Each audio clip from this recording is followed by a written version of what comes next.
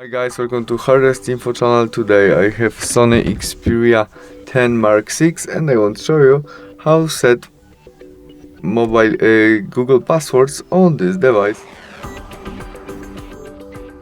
To do that, open Google Chrome application, tap on the three dots on the right corner and there settings. Now we choose password manager and there we have password which our smartphone remember, in this case to our Facebook account. To manage it, press on it. Now enter lock screen. And there we can copy our email, copy our passwords, or after we press delete, we can delete it or edit, and we can write something new in username or delete, change something, and the same story with passwords and note.